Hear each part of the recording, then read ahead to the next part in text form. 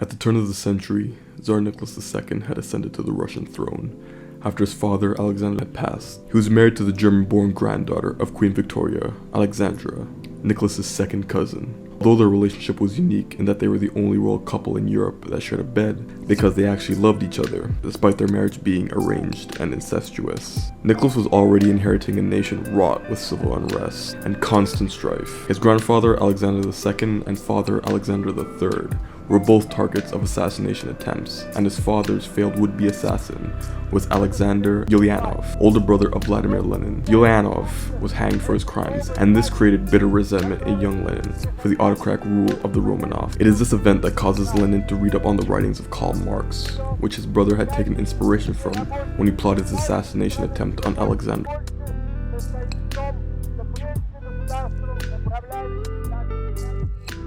Alexander would die due to kidney disease, and his son Nicholas II would ascend to the Romanov throne in 1894, a dynasty that has ruled Russia for over 300 years. Nicholas was terrified of ruling. He grew up privileged and came from a world of golden halls and large palaces, hosting the most illustrious balls and parties of high society Europe. Nicholas wasn't taught how to become an effective leader who could inspire the masses and help a person see things from his eyes, with gripping speeches and common understanding. This was Lenin's gift. Lenin would be arrested for sedition in 1897 and sent to Siberia for 3 years, until he would be let out in 1900, where he would go west in search of other like-minded Marxists. Nicholas would rule an empire already on the verge of eruption.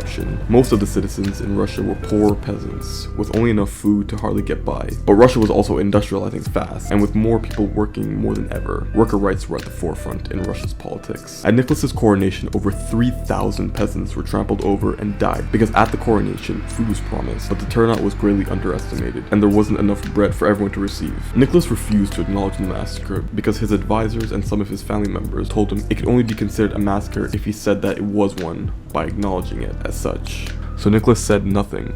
From this point forward, he was known as Nicholas the Bloody. In a letter Nicholas wrote to his uncle, Grand Duke Vladimir, in November 1896, it said, "To avoid quarrels and strain in the family, I constantly concede, and end up looking like an idiot, without will or character." Nicholas knew he wasn't very popular among the people from the very start of his reign, but his family was not helping him much either. Emperor of Russia was a position that Nicholas II was ultimately comically underqualified for. You may as well have put a random beggar on the throne and it would have yielded the same outcome. In 1904, the Romanovs, after giving birth to 4 daughters consecutively, are finally blessed with a male heir, but there's a catch. His name is Alexei, and he is a hemophiliac, meaning his blood does not clot. The Romanovs ultimately decide to keep this information away from the public, which in turn forces them to make decisions with this knowledge being a secret. The same year, Japan had attacked and sunk 3 Russian battleships. This prompted Nicholas to go to war with Japan, much to the dismay of his more liberal advisors, which many of his family members and conservative advisors applauded his decision to go to war. Japan was thought to be inferior, and Nicholas even referred to them as monkeys who should be put in their place. Japan would beat Russia a year later and shocked the world when they did it. Nicholas was devastated, and this caused the people to march up to the Russian palace in St. Petersburg, where the Romanovs were, and protest. Instead of staying and addressing his people, Nicholas takes the advice of his empress and takes her and the children and leave to a more secure location. He orders his soldiers to guard the palace, and while they are gone, over 1,000 protesters are killed at the gates of the Romanov palace. This event is known as Bloody Sunday, and Lenin is shocked to see a revolution take place without his leadership. He believed that the only way for the people to rise up would be through his provocation, but it was happening naturally in Russia. Lenin thought Bloody Sunday would have been his only chance to seize power, and he missed it. A Bolshevik Russia wouldn't emerge in his lifetime, or so he thought. He continued to practice Bolshevism and met with someone in a bar in Finland, who he didn't think much of at the time, but would later on see how useful he was. This man was the Georgian-born Joseph Stalin. Stalin was a bullish man, very tough, and didn't question authority. If there was a job to be done, it would be carried out by Stalin, regardless of how cruel or violent the job was. Stalin was unfazed, and almost seemed to revel in the violence and power. He became the key financier for the Bolshevik cause by using tactics such as robbery,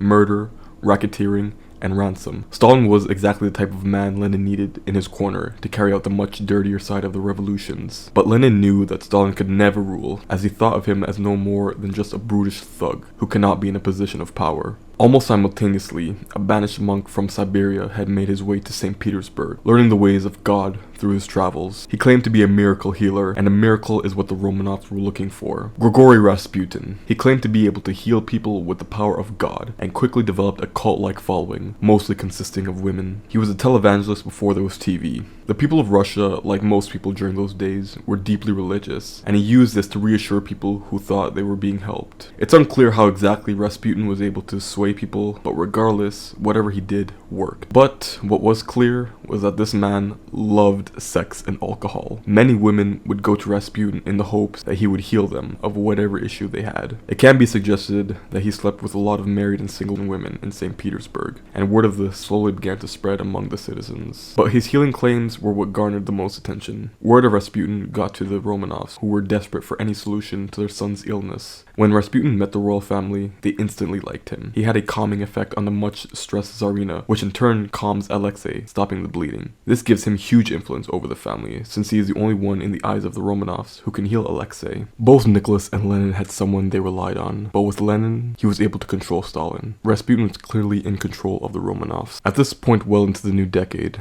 Rasputin had a hand in all the decision-making done by the Romanovs, much to the dismay of Nicholas' family and supporters. They all hated Rasputin, and saw that his only interest was gaining power for himself, and using the people to further his own interests. They thought he had no business being involved with the royal family at all. Around this time, the riots were really getting out of control, and so Nicholas decided to give the people the Duma, which is essentially a democracy with the Tsar still holding complete autocratic rule. If there was a decision made by the people that the Tsar did not approve of, he could overturn it, which he often did. Protests were still violently quelled under the sanction of the Tsar. Nicholas turned to Rasputin for advice as to what to do with the turmoil taking place in the empire. Because Rasputin was a peasant, the Tsar believed what Rasputin wanted was what the people wanted, which could not be further from the truth. Rasputin wanted power for himself. The people wanted food and equal rights. He gave in to the hubris of the royal family, but still operated under the guise of being for the people. The people weren't even told about Rasputin because the press wasn't allowed to report on him at the request of the royal family until 1912, when press restrictions were lifted. Intimate letters were released between Rasputin and Alexandra, suggesting that an affair was taking place. The citizens didn't understand the justification for the need in such a deplorable man, which the public knew he was a less than desirable character,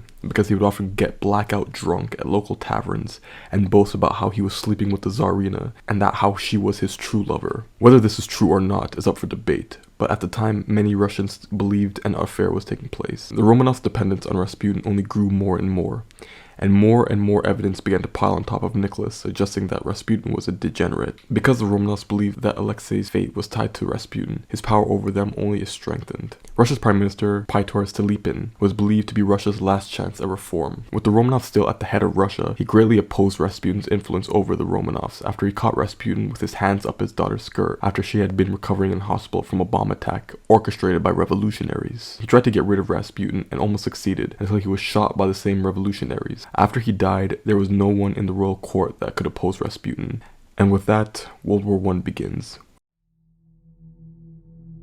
Rasputin actually urged Nicholas not to go to war, but Nicholas would not be humiliated again in another war. His advisors all goaded him, but strangely enough, his wife and Rasputin greatly opposed it, saying it would be the end of Russia. The one time where Nicholas might have actually benefited from the advice of Rasputin is the one time he decides not to listen to him. Many soldiers who were drafted in the army were peasants, who were already starving. When they were sent into combat, they wouldn't all be issued rifles or boots for the cold climate of Eastern Europe. Germany noticed with their battles with Russia that Russia was willing to throw massive amounts of soldiers at them. Similar to the Western Front, the Germans would take a more defensive strategy and allow the Russians to come at them so they could mow them down in the thousands with their machine guns. Russia had plenty of manpower, the most in the war, but life was cheap to the Russian high command, and they used their troops as cannon fodder. By the end of 1914, 1.8 million Russians had been killed, wounded, or taken prisoner. In 1915, the Austrians and Germans would attack the Russians in the Carpathian Mountains. Many Austrians and Russians would die during the long marches through the mountains because they weren't given proper clothing to keep them warm. Some soldiers had to walk barefoot through the snow,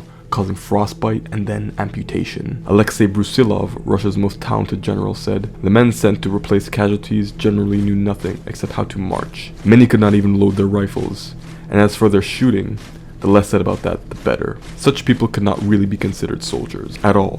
Most Russian troops had no clue as to why they were fighting this war, other than Serbia had insulted Austria and killed their Archduke, but no one could give justification as to why Russia had to fight the Germans. Rasputin and Alexandra put pressure on Nicholas to assume control over the Russian army. Both Nicholas and Alexandra believed that it was the Romanovs' divine right to rule over Russia, and Rasputin echoed this sentiment back to them. So to appear more in control, Tsar Nicholas assumed command of the army from his cousin Grand Duke Nicholas in 1916 and left for the front to command the war effort. Rasputin and Alexandra were tasked with dealing with the home front, where Alexandra would convert many palaces into hospitals and frequently attend to the patients. Despite this kind gesture, the people still looked at the Tsarina as an untrustworthy figure who seeked to undermine the Tsar with her secret lover Rasputin. Many Petrograd, formerly St. Petersburg prostitutes had gotten a hold of nurse uniforms and used them as they worked on the streets. When the Tsarina was seen in the same uniforms as these prostitutes, not knowing that prostitutes were wearing that type of uniform, the rumors that she was an unfaithful harlot were only reinforced by these images. By late 1916, the war was going horribly for Russia. Nicholas proved to be a totally incompetent leader of the army, just as he was an incompetent ruler of his own empire. The casualties keep piling on, and the pressure to dismiss Rasputin kept piling on as well. Even Nicholas's own mother advocated for the dismissal of the monk. The people had had enough, and the murder of Rasputin would fall to the husband of the Tsar's niece, Felix Yusupov. Felix called Rasputin over to his house to be healed. This is where the murder is believed to have taken place. It's uncertain the exact details of what occurred step by step in Felix's house, but Rasputin was found with 3 gunshot wounds and 1 to the forehead, but this is how Felix said it went down. Felix offered Rasputin cakes laced with cyanide, which he ate, but it did not seem to be affected. Rasputin had then asked for wine, which was also laced in cyanide, and Rasputin drank 3 glasses, which also seemed to have no effect on him. Felix then asked to be excused and went upstairs where his co-conspirators were waiting. He informed them that the poison didn't work, and then one person gave him a revolver to shoot Rasputin with. Felix took the weapon, held it up to Rasputin, and told him to say a prayer, and then proceeded to shoot him in the chest. They then drove to Rasputin's house with one conspirator wearing Rasputin's coat and hat to give off the impression that he had returned home that night. Felix then went to Moika Palace and headed to the basement, but then suddenly Rasputin leapt to his feet and attacked Felix. Felix pushed Rasputin aside and went upstairs with Rasputin in pursuit. He was then shot by another conspirator named Pershkovich. Rasputin's body was then wrapped and thrown in a nearby river. Pershkovich boasts to his peers that he killed Rasputin, but urges them to not tell anyone. But the next day, everybody knows. The autopsy was conducted by Dr. Dmitry Kosorotov, and what he found ran counter to the claims made by Felix. The autopsy had suggested that most of the injuries had been post-mortem. He found no evidence of poisoning, and there was no water in his lungs, and he was not thrown into the river alive. Despite this, his funeral was held on December 21st, 1916, and the only attendees were the royal family and a few intimates. His wife and children were not invited. His remains were cremated. With more unrest still being felt in Russia and the army failing on the Eastern Front, mass desertions were a common occurrence, and many of the royal family's personal guards were joining the cause of the Bolsheviks. It became clear that the death of Rasputin wasn't good enough, and the Tsar would have to abdicate from the throne, as was the will of the people. Nicholas abdicated on March 5th, 1917. He also renounced his son's right to rule and finally revealed to the public that his son was a hemophiliac. Nicholas had renounced over 300 years of Romanov rule with the stroke of a pen. He genuinely believed that this was the best chance at saving Russia at this point. Despite his incompetence, he was still a patriot and didn't want to be the sole reason for the total destruction of his home. From Nicholas's abdication, a power vacuum had emerged, with 2 major factions vying for control of Russia. The Petrograd Soviets were one party that consisted of workers and soldiers following Bolshevism. The other was a Russian provisional government that consisted of many ministers that served under the monarchy. They were a liberal government that believed in a system that gave equal rights to its citizens, but still had a representative government that maintained order. In the spring of 1917, Lenin had returned to Russia after seeing the opportunity to take control of the empire spring up again. In July, he holds mass rallies in the streets to arouse the public and spread Bolshevik communist propaganda, which is highly effective. By October 1917, Lenin perceives the current provincial government as weak and says the post offices and railways are defenseless and ripe for the taking. When the Bolsheviks attempted a coup d'etat during the October Revolution, it propelled Russia into a civil war between the Bolshevik Reds and loyalist Whites that would last until 1922. Many of Lenin's followers are those that fought in the Great War or intellectuals who believed in Marxism. Many peasants on the streets or country would go to middle-class or upper-class working houses, kill, rape, and pillage the occupants,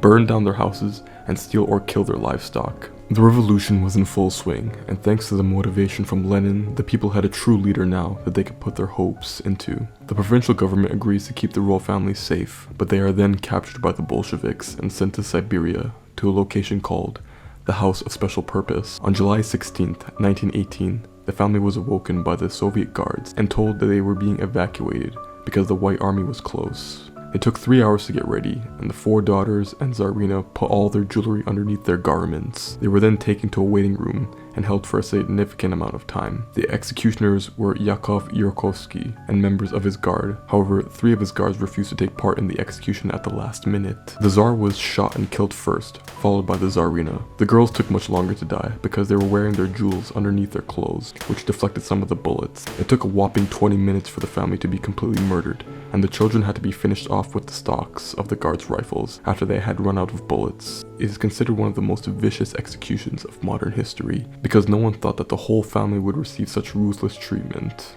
Lenin had finally got his revenge after the death of his brother at the hands of the Romanovs.